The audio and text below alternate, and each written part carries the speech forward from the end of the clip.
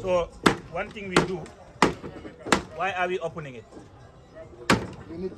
Ndi hocce ndi loote fadde mayri unede wayle alaji gollirɗi ndi ko tuundi poore bidoji e manaji ñolɗi ɗum woni gollal Aliou Sow gambinajo jooɗiɗo e nder gaayi. Plastique ñolɗo walla jakkiɗo jahnitambo waɗa en ko ganduɗa ne in nafat yimɓeɓe.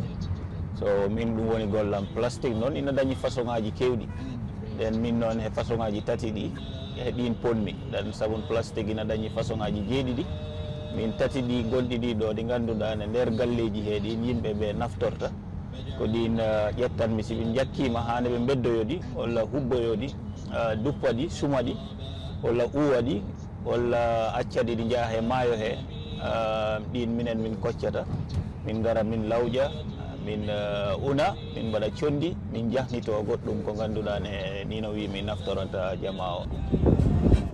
Gaye Gunjul Banjul fa e bara ñande kala hiɓe yiiloyo ngam hoccude poore golle ɗe Aliou Sow fuɗɗi waɗde gila hitande 2017 ngam haɓude tuundi poore. Ko maayo ngo yor ndiyam ɗam hibbitima nder toto immiɗen maayo mawgo to kikiɗe ta ari ɗo maayo ngo heewat ha heɓo mem galleji ɗi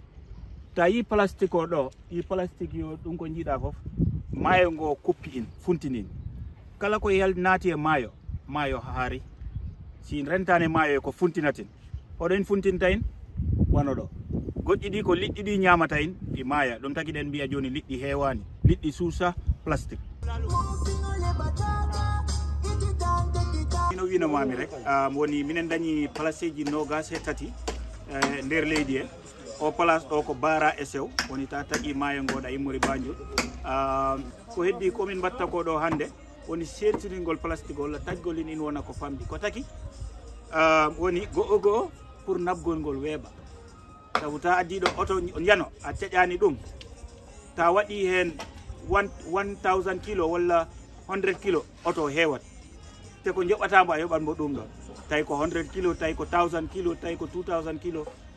ko joɓatamo ko ɗo kambo kay place ko yata ko mo yoɓati. So ɗo koɗɗa ɗo nak meɗo koɗɗen ɗo ko ɗum woni ɓarne men nde ɓarne men e nak laaɓal ngal ko number 1 ɗum no adda cellal e meɗen kono noon sa ƴeewi kadi nam no wayno ko tampi en no bete ko ɗum woni weddagol ko ñooɓi wayno plastique en wono mbusuji en wono kayitaji en ma so jomum ñaami ka keddi just beddo ɗum e laabi anywhere which gantuma ko ɗum moƴƴani e cellal men e miɗo ñaagui bandiraɓe men Gambians wota ñamoy a weddaymo ko lawol ɗum ɗo moƴƴa environment have to be clean subaka simi ari ga mi fita gila ɓe wiya 1 hour 2 hours a daray place on o tunata kadi.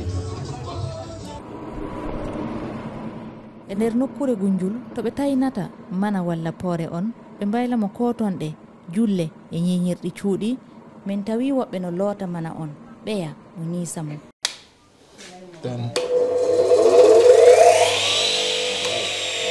Kumbalde Touré ko goto e maɓɓe kanko golle makko ko unugol mana on.